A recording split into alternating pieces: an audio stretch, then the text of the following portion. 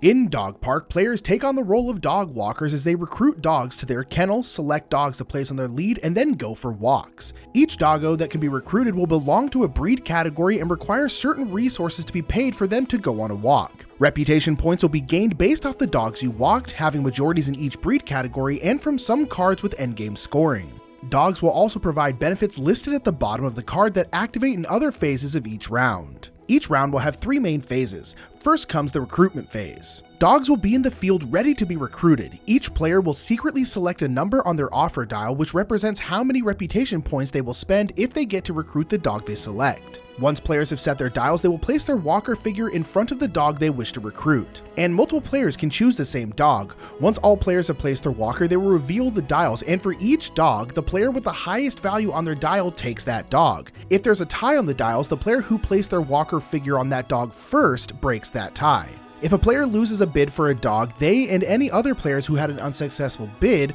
will in turn order choose an unselected dog and pay 1 reputation for it. Players will do 2 rounds of bidding like this, and each new dog is added to the player's kennel below their player board. The next phase is selection, where you will decide which dogs to take on a walk. Each dog has requirements such as balls, treats, sticks, and toys which will need to be paid in order to take that dog on a walk. Make sure to check the abilities on your dogs, as some will affect the selection phase and gain you resources when choosing a certain pup or give discounts on future dogs that are selected. Each round, players may walk up to 3 dogs provided they can pay those costs. Each dog that is put on a lead gets placed on your player board and is given a collar token to signify that they've been walked this round. Once all players have made their selection, it's time to go for a walk. Here, players will begin in turn order, moving 1 to 4 spaces down the path of the park and taking an action based on where they land. Most of the time, this will mean they collected the indicated resource, but the scout action allows players to draw 2 cards from the deck and place 1 in the field, replacing another dog. The swap action allows you to swap one of the dogs in your kennel with one of the dogs in the field.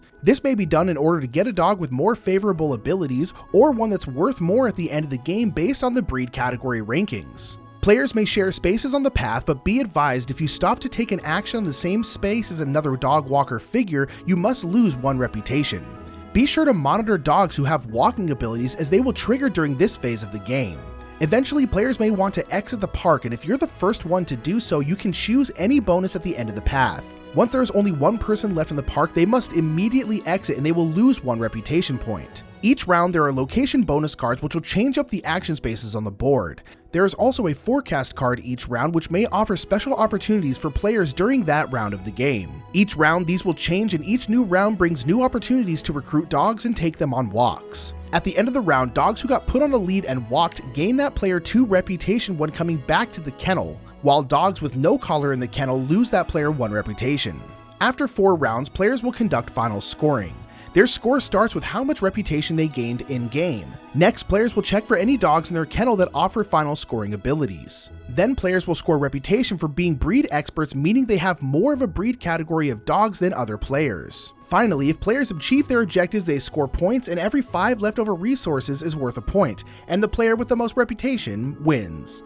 Now let's take a look at what's new in the Dog Park New Tricks expansion. Now players will be able to recruit multi-breed dogs which count as both breeds throughout the game.